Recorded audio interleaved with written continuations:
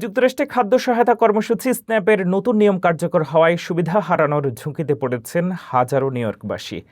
অলাভজনক সংস্থাগুলো বলছে খাদ্য ব্যাংক ও কমিউনিটি সংগঠনগুলোর উপর চাপ বাড়ছে। নতুন এই পরিবর্তন নিম্ন আয়ের পরিবার, গৃহহীন ব্যক্তি এবং কর্মজীবী দরিদ্রদের জন্য বড় চ্যালেঞ্জ হয়ে দাঁড়াতে পারে। আবাসন সংকটের পর এবার এক চরম খাদ্য বিপর্যয়ের মুখে পড়েছে আমেরিকার নিউ ইয়র্ক সিটি। 1 জুন থেকে কার্যকর হওয়া নতুন ফেডারেল নিয়মের কারণে লাখো মানুষের ফুড স্ট্যাম্প বা স্ন্যাপ সুবিধা বন্ধ হওয়া শুরু হয়েছে।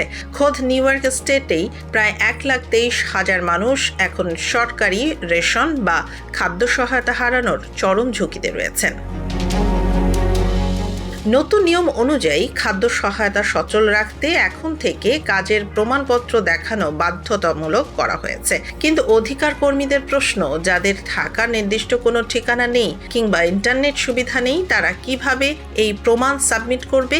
অনেক ভুক্তভোগী এখনো জানেনই না যে তাদের শেষ লাইফলাইনটুকু বন্ধ হয়ে যাচ্ছে।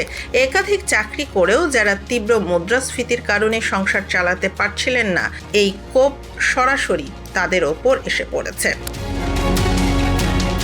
পরিস্থিতি সামাল দিতে হিমশিম খাচ্ছে স্থানীয় 600টি সমাজসেবামূলক সংগঠন। গৃহহীন নারীদের সহায়তাকারী সংস্থা উইন্ড এর সিইও ক্রিস্টিন কুইন তীব্র ক্ষোভ প্রকাশ করে বলেন, সরকার যখন রাজনৈতিক উদ্দেশ্যে $1 বিলিয়ন অপচয় করতে পারে, তখন ক্ষুধার্ত মানুষের খাদ্য বাজেট কেটে নেওয়ার চরম নিষ্ঠুরতা।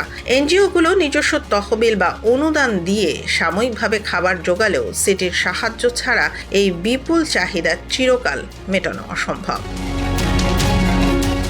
আকাশছোঁয়া নিত্যপণ্যের দামের বাজারে এমনিতেই অসহায় মানুষগুলো যখন নিজেদের জীবন ট্র্যাকে ফেরানোর চেষ্টা করছে, ঠিক তখনই কেড়ে নেওয়া হলো তাদের মুখের গ্রাস। এই চরম মানবিক সংকটের মুখে দাঁড়িয়ে প্রশাসন কি সাধারণ মানুষকে জেনে শুনে অন্ধকারের দিকে ঠেল দিচ্ছে না?